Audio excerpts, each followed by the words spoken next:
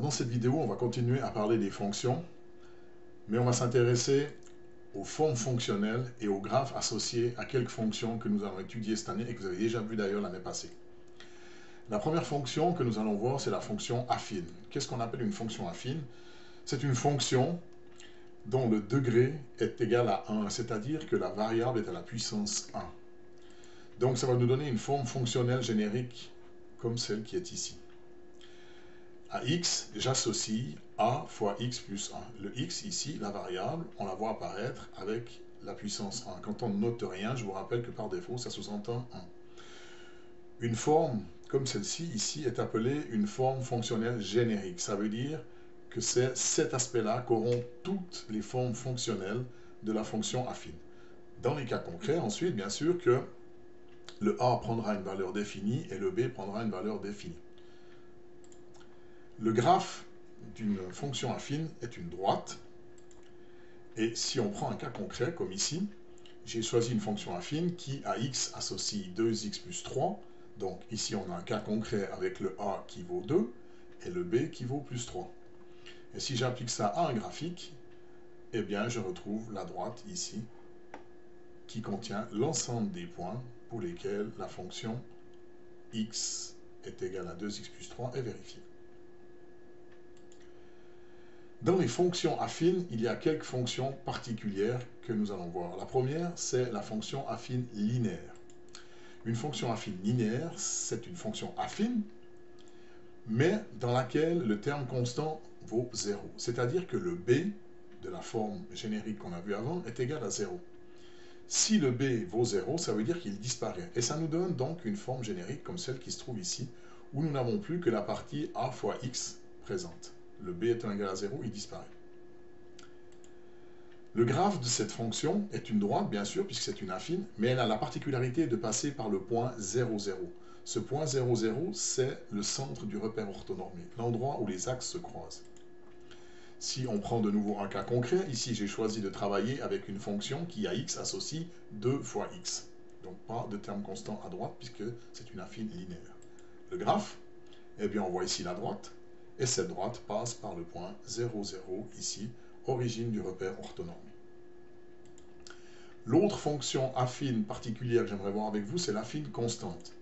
Et l'affine constante, dans ce cas-là, c'est plus le b qui est égal à 0, mais le a qui vaut 0. À ce moment-là, toute la partie variable va disparaître.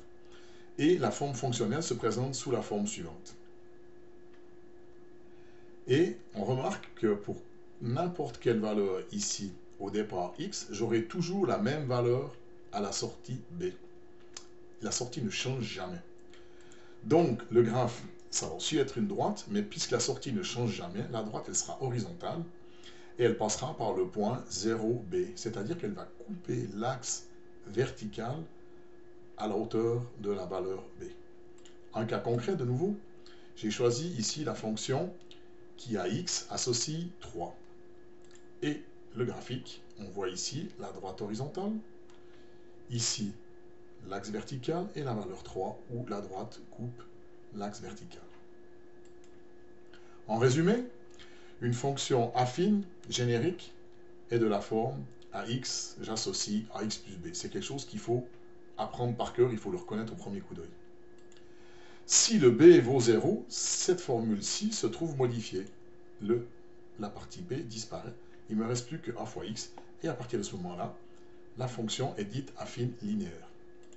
Si le a est égal à 0, donc on repart de notre forme affine générique, le a étant égal à 0, il disparaît, il ne reste plus que le b ici, et on retrouve une nouvelle forme fonctionnelle, à x j'associe b, et dans ce cas-là, la fonction est dite affine constante.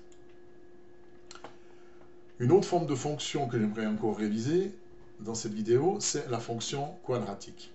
Une fonction quadratique, c'est une fonction dont la variable se retrouve au degré 2, c'est-à-dire à la puissance 2. Ça va nous donner une expression fonctionnelle un peu plus compliquée que celle de l'affine, qui est celle-ci. Donc à x, j'associe a fois x carré plus bx plus c. Le graphe, dans ce cas-là, c'est une courbe particulière qu'on appelle une parabole. Le terme est à retenir et à se connaître par cœur. Une parabole. Maintenant, pour la suite du chapitre, on ne va pas étudier une fonction aussi compliquée que celle-ci. On va juste se contenter d'un cas où le b vaut 0, le c vaut 0. À partir de ce moment-là, tout ceci disparaît puisqu'il est égal à 0 et il ne me reste plus que le ax carré. C'est la forme que je vous ai mise ici. C'est ça que nous allons étudier. Ça a quand même une implication sur la représentation graphique, on en reparlera plus tard. Je vous ai mis ici un exemple concret à nouveau. J'ai choisi une fonction qui à x associe 0,5 x carré. Donc le graphe, la fameuse parabole ici, qui représente cette fonction-là, typique des fonctions quadratiques. Je vous ai mis également un deuxième exemple. J'ai repris une fonction très similaire à la précédente, j'ai juste ajouté un moins devant ici. Donc, à x, j'associe moins 0,5 fois x carré.